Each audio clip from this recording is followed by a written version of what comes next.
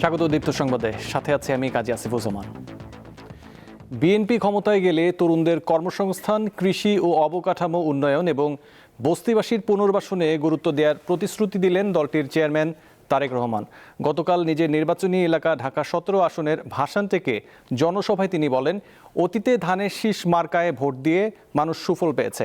দেশকে পুনর্গঠন করতে গণতন্ত্র প্রতিষ্ঠার কোনো বিকল্প নেই বলেও মন্তব্য করেন তারেক রহমান। সিলেট থেকে শুরু করে বিভিন্ন জেলায় টানা 16 ঘণ্টা নির্বাচনী জনসভা শেষে শুক্রবার সকালে ঢাকায় ফিরেছেন বিএনপির চেয়ারম্যান তারেক রহমান। সন্ধ্যায় নিজের নির্বাচনী এলাকা ঢাকা 17 আসনের ভাসান থেকে জনসভায় যোগ দেন তিনি। দুপুর থেকে হাজার হাজার মানুষ বিএনপি চেয়ারম্যানের অপেক্ষায় ছিলেন। তিনি সমাবেশস্থলে পৌঁছার পর তাকে স্বাগত জানাতে স্লোগান দিতে থাকেন নেতাকর্মী ও সমর্থকরা। বক্তব্যে তারেক রহমান বলেন, করব কাজ, গর্ব দেশ, সবার আগে বাংলাদেশ। এই শপথ নেওয়ার আহ্বান জানিয়ে বলেন, ধানের শীষ যতবার জনগণের ভোটে নির্বাচিত হয়েছে ততবারই মানুষের কল্যাণ হয়েছে। আমরা যদি অতীতের সবগুলো কাজ বিবেচনা করি, আমরা দেখব একমাত্র ধানের শীষকে যতবার নির্বাচিত করেছে এই দেশের মানুষ, ততবারই এই দেশের উন্নয়ন হয়েছে, দেশের মানুষের ভাগ্যের একটু হলো পরিবর্তন হয়েছে, ভালো পরিবর্তন হয়েছে।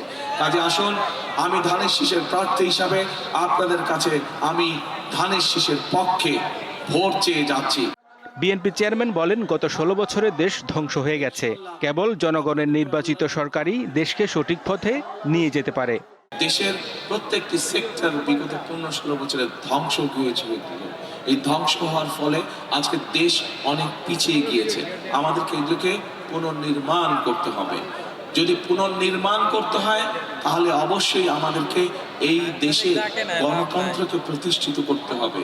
তারেক রহমান বলেন, তিনি নির্বাচিত হলে ভাসানটেক বস্তিবাসীর পুনর্বাসন এবং সুযোগ সুবিধা নিশ্চিতের ব্যাপারে পদক্ষেপ নেওয়া হবে। আল্লাহর রহমতে আগামী নির্বাচনে আমি জয়ী হলে এবং ধানের শীষ সরকার গঠনে সক্ষম হলে আজকে এই যে কয়জন মানুষ আপনাদের সকলের পক্ষ থেকে, এখানে উপস্থিত হাজার হাজার এই এলাকাবাসীর পক্ষ থেকে যে সমস্যার কথা বলে গেছে, পুনর্বাসন সহ অন্য যেই সমস্যাগুলো বলে গেছে, কিন্তু পুনর্বাসন থেকে মূল সমস্যা বলেছে, ইনশাআল্লাহ আমরা সেই সমস্যার সমাধান করব এই এলাকার মানুষের জন্য। মানুষের নিরাপত্তা, মানুষের কর্মসংস্থান, মানুষের শিক্ষা, মানুষের চিকিৎসা, এইগুলোকে যদি আমাদের অ্যাড্রেস করতে হয়, এই সমস্যাগুলোর পর্যায়ক্রমে যদি আমাদের সমাধান করতে হয়, অবশ্যই আগামী দিনে বাংলাদেশের একটি গণতান্ত্রিক এবং মানুষের দ্বারা, সাধারণ মানুষের দ্বারা নির্বাচিত সরকার প্রয়োজন।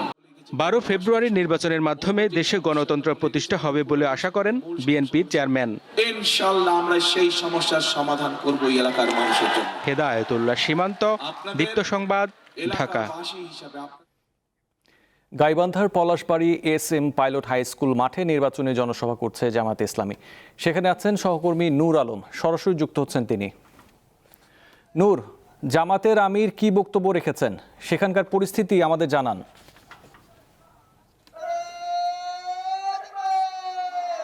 আসিফ, গতকালকে যে পঞ্চগড় জেলার যে নির্বাচনী সফরের মধ্য দিয়ে কিন্তু জেলা পর্যায়ে যে 10 দলীয় ঐক্য জোটের যে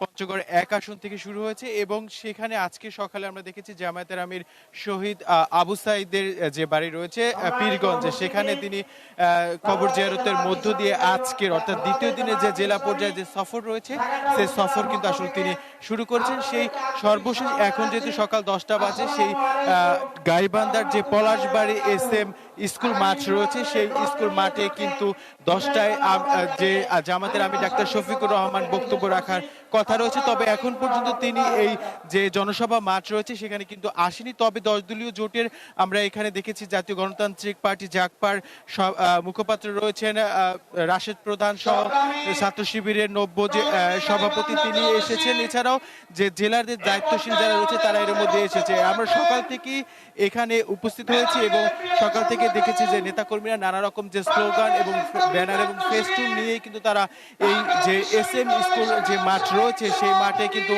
আপনি দেখতেই পাচ্ছেন যে কানায় কানায় পরিপূর্ণ হয়ে উঠেছে। অর্থাৎ যেহেতু এই পলাশবাড়ি গাইবান্ধার একটি অন্যতম গুরুত্বপূর্ণ স্থান, সববার এই কেন্দ্র করে এখানে আসলে বক্তব্য রাখবেন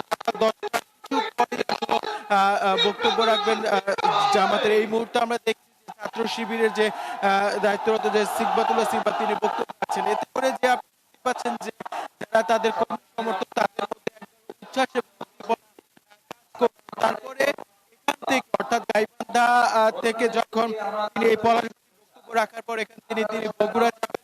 বগুড়ায় একটি সংক্ষিপ্ত জনসভা শেষ করে তিনি সিরাজগঞ্জে যাবেন এবং সিরাজগঞ্জের জনসভা শেষ করে বিকেল 6:40 তিনি পাবনা যে পাবনার একটি স্থানে তার জনসভার কথা রয়েছে। অর্থাৎ সার্বিক পরিস্থিতি যদি বলতে চাই সেই যেহেতু এখন পর্যন্ত জামাতের ইসলামের আমির ডক্টর শফিকুর রহমান এই জনসভায় স্থানে এখনো আসেনি। এসে নেতাকর্মীদের যে নির্বাচনী যে দিক নির্দেশনা এবং বেশ কয়েকটি তিনি বলেছেন যে এক উন্নয়নের জন্য এতদিন উত্তরবঙ্গ যে সেটা পিছিয়ে ছিল সেজন্য উন্নয়নের জন্য কাজ করবে তার সরকার।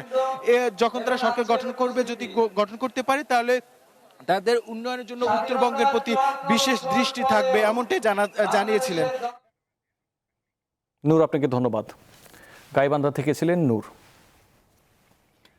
সারা দেশে জমে উঠেছে ত্রয়োদশ জাতীয় সংসদ নির্বাচনের প্রচারণা। ভোটারদের মন জয়ে নানা প্রতিশ্রুতি দিচ্ছেন বিএনপি, জামায়াত, এনসিপি সহ বিভিন্ন দল ও স্বতন্ত্র প্রার্থীরা। চট্টগ্রামের সীতাকুণ্ডে শুক্রবার নির্বাচনী গণসংযোগ করেছেন চট্টগ্রাম 4 আসনের বিএনপি প্রার্থী আসলাম চৌধুরী। বাড়বকুণ্ড এলাকায় তিনি বলেন, উন্নয়নের পাশাপাশি সুশাসন প্রয়োজন। দেশে সুশাসন নিশ্চিত করা না গেলে উন্নয়ন কর্মকাণ্ড ব্যর্থ হবে। তিনি জানান, আগামীতে দলমত নির্বিশেষে সবাইকে নিয়ে দেশ গড়তে কাজ করবে বিএনপি। অন্যদিকে চট্টগ্রাম 10 আসনে জামায়াতের প্রার্থী শামসুজ্জামান হেলালি পাহাড়তলীতে গণসংযোগ করেছেন। জুমার নামাজের পর ভোটারদের কাছে দাড়িপাল্লা মার্কায় ভোট চান তিনি। খুলনায় জমে উঠেছে নির্বাচনী প্রচারণা। সকাল থেকে 6টি আসনে প্রার্থীরা গণসংযোগ শুরু করেন। খুলনা 2 আসনের বিএনপির প্রার্থী নজরুল ইসলাম মঞ্জু নগরের নিউ মার্কেট, কাঁচাবাজার ও নতুন বাজার এলাকায় জনসংযোগ করেন। খুলনা 5 আসনে জামায়াত ইসলামের প্রার্থী মিয়া গোলাম পারওয়ার সকাল থেকে তার নির্বাচনী গণসংযোগ ও লিফলেট বিতরণ করেন। নোয়াখালী 1 আসনে গণসংযোগ ও উঠান বৈঠক করেছেন বিএনপির প্রার্থী মাহবুবউদ্দিন খোকন। তিনি ভোটারদের সঙ্গে কুশল বিনিময় করেন এবং ধানের শীষে ভোট চান। লক্ষ্মীপুর জেলার 4টি সংসদীয় আসনে জমজমাট প্রচার চালাচ্ছেন প্রার্থীরা। সকাল থেকে লক্ষ্মীপুর 2 রায়পুর আসনের বিএনপির প্রার্থী আবুল খায়ের ভূঁইয়া গণসংযোগ করেন। একই আসনে জামায়াতের প্রার্থী রুহুল আমিন ভূঁইয়া কারিবাজার, বসুবাজার ও হাসিন্দাতে প্রচার চালিয়েছেন। 4টি সংসদীয় আসনে 29 জন প্রার্থী মাঠে রয়েছেন। সকালে ভোলা 1 আসনে জামায়াত ইসলামের প্রার্থী অধ্যক্ষ নজরুল ইসলাম ইলিশা লঞ্চঘাট এলাকায় ভোটারদের সঙ্গে কুশল বিনিময় করেন এবং দাড়িপাল্লা প্রতীকে ভোট দেওয়ার আহ্বান জানান। আফরিদ হাসান, দীপ্ত, বার্তাকক্ষ। প্রাকৃতিক গ্যাস সমৃদ্ধ হলেও চিকিৎসা আর যোগাযোগে পিছিয়ে দ্বীপ জেলা ভোলা। আসন্ন জাতীয় সংসদ নির্বাচনকে সামনে রেখে ভোলা 1 আসনে বদলে গেছে ভোটের হিসাব। এবার আর মুখের প্রতিশ্রুতি নয়, বাস্তবায়নের পরিকল্পনাকেই প্রার্থী বাছাইয়ের মানদণ্ড হিসেবে দেখছেন ভোটাররা। গ্যাস সমৃদ্ধ দ্বীপ জেলা ভোলা। প্রাকৃতিক সম্পদের প্রাচুর্য থাকলেও উন্নয়নের দৌড়ে এখনো পিছিয়ে এই জেলাটি। সবচেয়ে বড় সংকট চিকিৎসা সেবা ও যোগাযোগ ব্যবস্থা। রাত হলে মূল ভূখণ্ড থেকে বিচ্ছিন্ন হয়ে যায় জেলা। প্রায় 20 লাখ মানুষের এ জেলায় রয়েছে মাত্র একটি 250 শয্যার জেনারেল হাসপাতাল। নেই পর্যাপ্ত চিকিৎসক, নেই আধুনিক চিকিৎসা সুবিধা। গুরুতর রোগে আক্রান্ত হলে রোগী নিয়ে ছুটতে হয় বরিশাল কিংবা ঢাকায়। আমাদেরকে প্রতিশ্রুতি দিছে যে কাজ করব, বলার জন্য ব্রিজ করে দিব, হাসপাতাল করব, মসজিদ মাদ্রাসা করব, কেউ কিছু করে নেই। এরা ঢাকা যায় বয়ে রয়েছে যার যার কাজে। চিকিৎসা পাওয়া যাচ্ছে না। ভোলাতে একটা মেডিকেল কলেজ হাসপাতালের প্রয়োজন। অত্যাধুনিক মানের আমাদের হসপিটাল দরকার, যেটা চিকিৎসা ক্ষেত্রে অনেক ব্যাপক উন্নতি ঘটাতে পারে। উন্নয়নমূলক কাজে যারা আমাদেরকে ভালো করবে আমরা তাদেরকে ভোট দেব।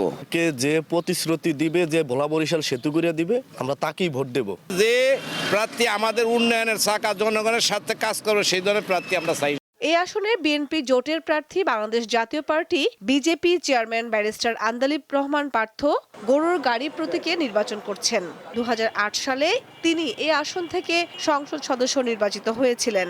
অন্যদিকে বাংলাদেশ জামায়াতে ইসলামীর মনোনীত প্রার্থী অধ্যক্ষ মাওলানা নজরুল ইসলাম লড়ছেন দাঁড়িপাল্লা প্রতীকে। মাঠে আছেন ইসলামী আন্দোলন বাংলাদেশের প্রার্থী মোহাম্মদ ওবায়দ লড়ছেন হাতপাখা প্রতীক নিয়ে। এছাড়া অন্যান্য দলের ও স্বতন্ত্র প্রার্থীরাও রয়েছেন আরো কয়েকজন। তবে সাধারণ ভোটারদের মতে এই আসনটিতে মূল প্রতিদ্বন্দ্বিতা হতে যাচ্ছে বিজেপি ও ইসলামিক দলগুলোর মধ্যেই। এদিকে ইতিমধ্যেই প্রার্থীরা ভোটের মাঠ গোছাতে ভোটারদের দ্বারে দ্বারে ঘুরছেন। নির্বাচিত হলে আমরা ইনশাআল্লাহ ভোলার উন্নয়নের জন্য আমরা বিশ্বমানের একটি হাসপাতাল করব, পাবলিক ইউনিভার্সিটি নদী ভাঙা নিয়ে এগুলো কাজ করব, লোকাল গভর্নমেন্ট যেগুলো আছে এগুলোকে ঢেলে সাজাবো। উন্নয়নের নামে যে বরাদ্দ সেটা তছরূপ করব না, আমরা যেটা উন্নয়ন হবে সেটা শতভাগ কমিটমেন্ট আমানতদারি, এটাই আমাদের প্রতিশ্রুতি থাকে। সমগ্র বাংলাদেশের সাথে আমাদের সড়ক যোগাযোগ অবশ্যই দরকার, সেই জন্য ভোলা বরিশাল ব্রিজ অত্যাবশ্যক, সেইটার জন্য আমরা কাজ করব। শুধু প্রতিশ্রুতি নয়, বাস্তবায়নের নিশ্চয়তাই এখন ভোলা 1 আসনের ভোটারদের শেষ কথা। তাই এবার ভোটের সিদ্ধান্ত আসছে হিসাব নিকাশ আর যাচাই বাছাইয়ের মাধ্যমেই। কামরুন নাহার, দীপ্ত, বার্তাকক্ষ। যুদ্ধ থামাতে প্রথমবার ত্রিপক্ষীয় বৈঠকে বসেছে রাশিয়া, ইউক্রেন ও যুক্তরাষ্ট্র। শুক্রবার সংযুক্ত আরব আমিরাতের আবুধাবিতে এই বৈঠক অনুষ্ঠিত হয়। শনিবারও 3 দেশের কর্মকর্তাদের আলোচনায় বসার কথা রয়েছে। বৈঠকে যুক্তরাষ্ট্রের পক্ষে ছিলেন ট্রাম্পের জামাতা জ্যারেড কুশনার ও বিশেষ দূত স্টিভ উইটকফ। রাশিয়ার প্রতিনিধি দলের নেতৃত্ব দেন চিফ অফ জেনারেল স্টাফ ইগোর কস্তিউকোভ ও বিনিয়োগ বিষয়ক দূত কিরিল দিমিত্রেভ। আর ইউক্রেনের পক্ষে ছিলেন দেশটির জাতীয় নিরাপত্তা কাউন্সিলের প্রধান রুস্তম উমেরভ সহ কয়েকজন। তবে শুক্রবারের বৈঠকে কি আলোচনা হয়েছে তা আনুষ্ঠানিকভাবে জানানো হয়নি। ঢাকায় শুরু হলো 6ষ্ঠ এম্বাসি ফুটবল ফেস্ট। বিদেশি মিশন এবং আন্তর্জাতিক সংস্থার 35টি দল 43টি ম্যাচে প্রতিদ্বন্দ্বিতা করছে 2 দিনের এই টুর্নামেন্টে। উত্তরার আর্মড পুলিশ ব্যাটালিয়ন মাঠে গতকাল প্রতিযোগিতার উদ্বোধন করেন পররাষ্ট্র মন্ত্রণালয়ের সচিব ডক্টর মোহাম্মদ নজরুল ইসলাম। এ সময় উপস্থিত ছিলেন সৌদি এয়ারলাইন্সের কান্ট্রি ম্যানেজার সালমান আল আলী, ঢাকায় নিযুক্ত ইতালির রাষ্ট্রদূত আলেসান্দ্রো ডি মাসি এবং ফিলিপাইনের রাষ্ট্রদূত নিনা পি কেইন গলেট। এ সময় বাংলাদেশ ফুটবল ফেডারেশনের সহ সভাপতি ফাহাদ করিম উপস্থিত ছিলেন। এ ছিল দীপ্ত সংবাদে। পরের সংবাদ 12টায় দেখার আমন্ত্রণ রইল। এছাড়াও তথ্য বিনোদনের জন্য চোখ রাখুন দীপ্ত টিভির ডিজিটাল প্ল্যাটফর্মগুলোতে। ধন্যবাদ।